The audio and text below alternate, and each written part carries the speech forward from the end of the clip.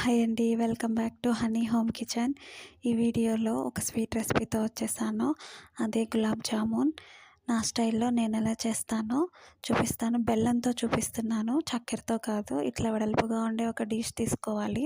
మనకు కలుపుకోవడానికి ఈజీగా ఉంటుంది పిండి. తర్వాత ఇక్కడ నేను ఎంటీఆర్ గులాబ్ జామ్ పౌడర్‌ని వాడుతున్నాను. అది ఒక ప్యాకెట్ తీసుకుంటున్నాననమాట.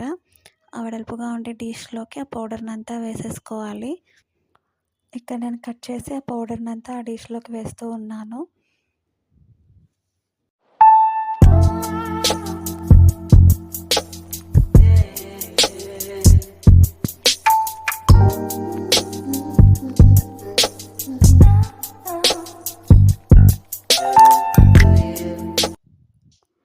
డిష్‌లోకి ఆ పౌడర్ అంతా వేసేసిన తర్వాత ఒక స్పూన్ నెయ్యేసి అంతా ఒకసారి కలుపుకొని మనం ముద్ద చేస్తే ముద్ద అయ్యేలా ఉండాలన్నమాట. తర్వాత పాలతోటి చపాతీ పిండిలా కలుపుకొని కొంచెంసేపు పక్కన పెట్టుకోవాలి.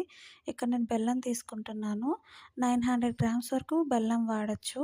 కానీ ఎక్కువ స్వీట్ అనిపిస్తదనమాట. మీరు తినే స్వీట్‌ని బట్టి వేసుకోండి. నేను 700 గ్రామ్స్ వరకు బెల్లం వేసాను. అది కరిగిపోయిన తర్వాత అట్లా వడపోసుకోవాలి. చెత్త ఏమైనా ఉంటే బెల్లంలో వచ్చేస్తది. నాకు అలా డస్ట్ వచ్చిందనమాట. తీసేసాను. సరిపోతుంది. ఇంకా మనం ఏం బాయిల్ చేయాల్సిన పని లేదు. ఆ వేడితోనే గులాబ్ జామ్ ఆ బెల్లం సిరప్‌ని పీల్చుకుంటుందనమాట. తర్వాత ఇలాచీ వేస్తున్నాను అందులోనే. తర్వాత ఫ్రైయింగ్ పాన్ పెట్టి ఆయిల్ వేసేసి ఇట్లా చిన్న చిన్నగా గులాబ్ జామ్ బాల్స్ చేసుకోవాలి.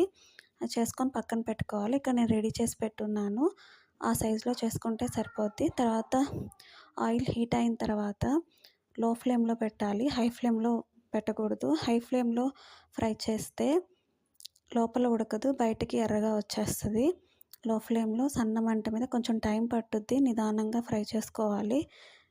రెడ్డిష్ కలర్‌లో వచ్చేదాకా ఫ్రై చేయాలి. అలా వస్తాయన్నమాట మనం ఫ్రై చేస్తే. అది తీసుకొనెళ్ళి బెల్లం పాకంలో వేసేయడమే.